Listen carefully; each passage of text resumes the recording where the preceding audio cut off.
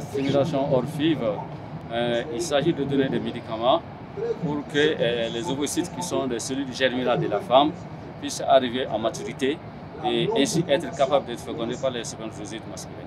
Les ovocytes, ça c'est les cellules chez la femme qui, associées aux spermatozoïdes qui viennent de l'homme, sont nécessaires pour former un enfant.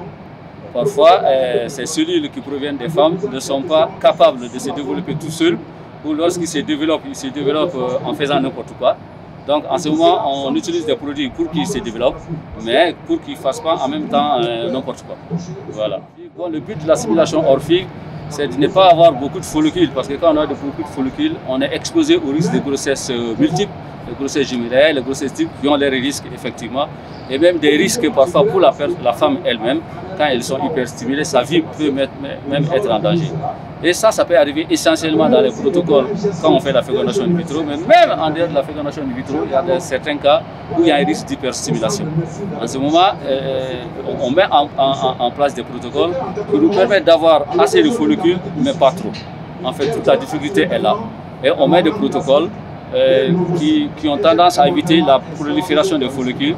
Les follicules, c'est ce que la femme apporte pour faire un enfant. Voilà. Donc en ce moment, soit on donne les médicaments à forte dose et puis on les baisse, soit on les monte donne, tout en contrôlant pour voir si on est arrivé au bon critère pour déclencher l'ovulation et pouvoir être fécondé. Vous avez parlé de grossesse multiple. Oui. Qu'est-ce que c'est? Les grossesses multiples, c'est les grossesses normalement, physiologiquement. La grossesse, c'est un seul enfant. Quand on a 2, 3 ou 4, ce n'est pas tout à fait normal. À 2 encore, c'est acceptable, mais à partir de 3 ou au-delà, ça devient vraiment pathologique, très risqué pour la patiente. Même si dans les jumeaux, les triplés, tout ça. Les jumeaux, encore, ça va, c'est gérable, mais les triplés, ça commence à être beaucoup plus difficile à gérer, encore plus les quadruplés.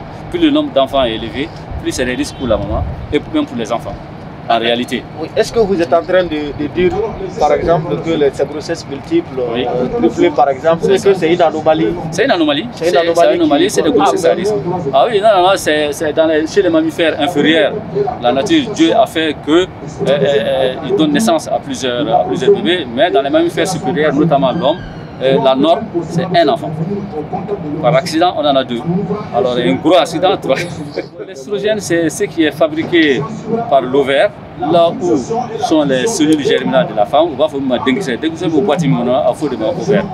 Alors, l'ovaire, ils sécrètent une substance qu'on appelle les oestrogènes. Et c'est les oestrogènes qui font que les cellules germinales de la femme se développent. Voilà.